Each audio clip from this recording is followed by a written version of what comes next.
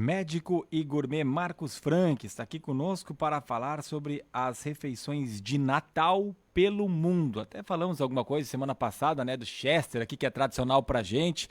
Será que é o mesmo que se come em outros países? Bem-vindo, Dr. Marcos Frank. Bom dia. Bom dia a todos os nossos ouvintes. Aí estamos chegando na véspera do Natal e eu queria matar um pouco da curiosidade minha e dos ouvintes aí da gente entender o que se come no Natal, né? Porque a gente falou, uma das tradições no Brasil é comer ave natalina, né? Que é uma não é um costume nosso, é um costume que os espanhóis levaram para os Estados Unidos e acabou chegando aqui e a gente transformou o Peru num Chester, o Chester virou galinha e tudo mais.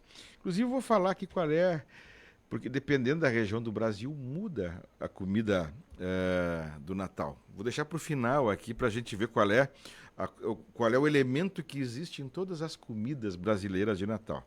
Primeiro, falar da Dinamarca. A Dinamarca tem um prato lá chamado Julesid, que é um peixe. Eles têm um peixe muito famoso na Dinamarca, na Noruega, na Suécia, que se chama arenque. E o arenque é como se fosse assim uma espécie de lambari aqui pra gente.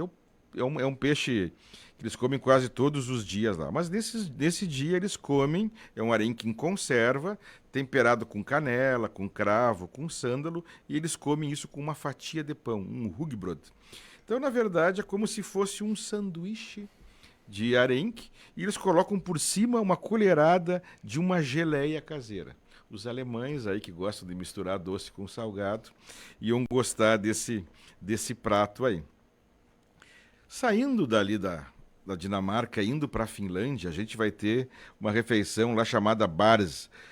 É um banquete, na verdade, de 12 pratos que representam os 12 apóstolos e os 12 meses do ano. E ela coloca um peixe tradicional lá da Polônia, que é a carpa, o pierogi, que são bolinhos recheados, e uma seleção de frutas e sobremesas, aonde vai lá a semente de papoula. Começa com uma sopa de beterraba. E para quem nunca comeu uma sopa de beterraba, eu recomendo, porque eles fazem isso ela num fogo brando, vão cozinhando aos poucos, com caldo de legumes e vinagre e um toque de alho, e depois eles coam aquilo. A sopa de beterraba, chamada de borscht na Rússia e na Polônia, é uma delícia. Saindo dali, indo para as Filipinas, tem a bibinka, que é comido, na verdade, no café da manhã após a missa do galo, que é aquela missa tradicional católica da meia-noite. E a bibinka, ela é um bolo pastoso de farinha de arroz e que vai junto leite de coco, manteiga e ovos. Essa é a versão popular. Tem uma versão mais chique lá, que ela vem coberta com um queijo derretido, um ovo de pato salgado e aí uma porção grande de coco ralado. E ela é feita numa panela de barro folhada com folhas de bananeira. Então vejam, por enquanto, pratos completamente diferentes daquilo que a gente está acostumado. Vamos para a Sicília, a Itália. A Itália é famosa aí no Natal e no Ano Novo pelos seus panetone, né? Mas lá na Sicília, lá no sul da ilha, eles têm um prato chamado bucelato. Bucelato é um bolo circular com figos secos, amêndoas e pinhões. Ele tem um sabor característico, eles colocam lá um vinho doce chamado Marsala, que é feito numa cidade lá chamada Marsala. Então, o bucelato é o que se come lá na Sicília no Natal. A Finlândia tem ainda lantulatico, que é eles pegam e fazem uma sopa. Uma sopa onde eles colocam presunto assado, peixe defumado, salada de beterraba, e eles vão cozinhando tudo isso aí e transformam isso aí numa sopa. Então é algo muito interessante de se provar, coisas diferentes. E lembrem que quando nós estamos falando de Finlândia ou desses países aí no dia 25 de dezembro, nós estamos falando de regiões que estão a menos 20 graus, menos 15 graus. Então, por isso que eles tomam sopa diferente de nós. Os mexicanos, eles usam um ponche navideño, ou um ponche natalino, que é uma versão normalmente sem álcool, eles colocam frutas como goiaba, maçã cozida, com fogo brando, é uma espécie de quentão que eles fazem lá e usam para celebrar isso então. Na Catalunha tem uma sopa de galetes. A sopa de galetes, Mas é sopa pra tudo que é lado, então, né? por causa do frio, né? É uma realidade diferente, né? A gente não tem hábito de comer, de tomar sopa aqui no Natal. Lembrem assim, ó, o Papai Noel vem vestido com roupas de inverno. Inclusive, tirei uma foto agora há pouco Aqui do eles Papai suam Noel. bastante. Aqui ele sofre, né? Mas lá é frio. Então, na Espanha também eles fazem uma sopa. E nessa sopa, eles misturam lá ossos de carne bovina, presunto, peito de frango, pés de porco e legumes, deixam fervendo durante horas. E eles têm uma massa gigante em forma de concha que eles colocam dentro dessa sopa. Então, essa é a sopa de galetes. Na Venezuela, tem o pão de Ramon, que é um pão lá, um pão suíço comprido, que pode ser feito com massa filo. Ele é recheado com presunto assado, passa, azeitona e acompanha pratos como ralacas, que é uma massa de milho cozido recheado com carne. Na África do Sul, eles têm um pudim. Os ingleses que colonizaram a África do Sul tem um costume de comer pudim.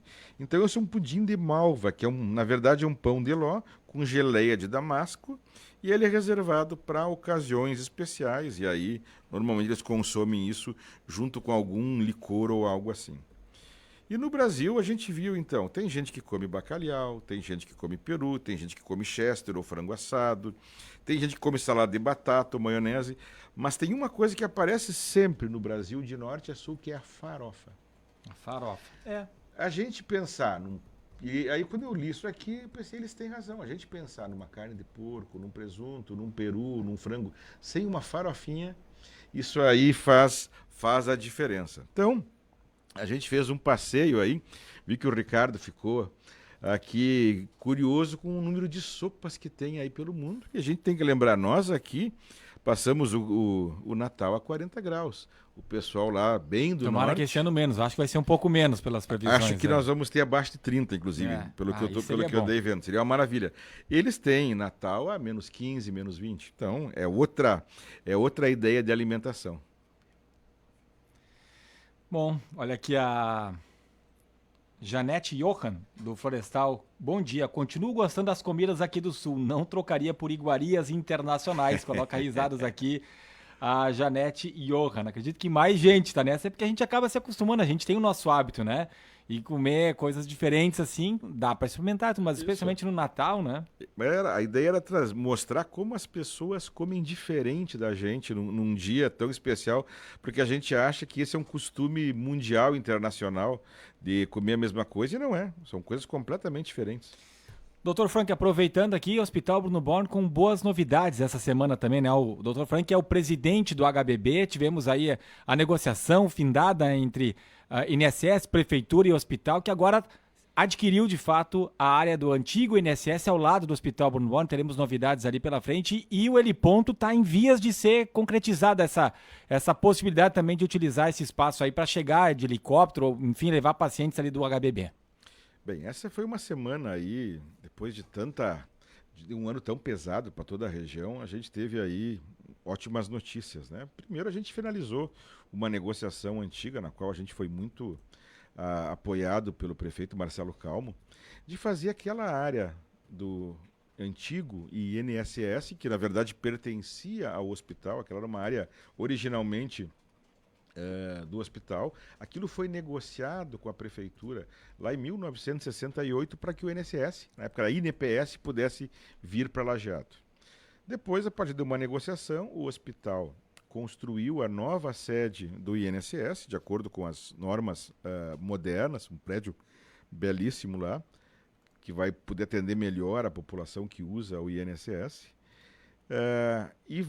E a prefeitura entrou com o terreno, pagou a diferença, e nós vamos terminar de pagar essa diferença para a prefeitura através de mutirão de cirurgias, consultas. Então foi uma permuta aí em que a prefeitura sai ganhando, a cidade sai ganhando, o HBB sai ganhando, o usuário do INSS sai ganhando. Aquelas transações que nós chamamos de ganha-ganha. Com relação ao heliponto aí, a gente está com ele pronto, na verdade, esperando que a ANAC lá certifique ele e diga que podem pousar helicópteros. Por que é tão importante ter um heliponto no hospital? A gente viu aí durante a pandemia, por exemplo, O Hospital de Estrela teve lá a sua parte de geração de energia invadida pela água e transferiu para Lajeado vários pacientes de UTI pediátrica, de UTI, que a gente deu cobertura para eles. E esses pacientes aí não tinha ponte, eles vieram de helicóptero, pousavam lá na Univates e aí eram trazidos de ambulância até o hospital. Vejam lá o quão dramático pode ser isso. A gente espera que nunca mais aconteça isso, mas agora a gente tem condições de receber um voo direto de um hospital para outro, né? Pega em Estrela, traz para Lajeado, ou de Arroio do Meio, ou qualquer outro hospital. Então, ele ponto aí é fundamental, assim como também num outro momento que exige grande rapidez, que são os transplantes, né? E a gente cada vez mais tem feito não só transplantes, mas captação de órgãos para transplantes que são feitos na capital e em outras cidades.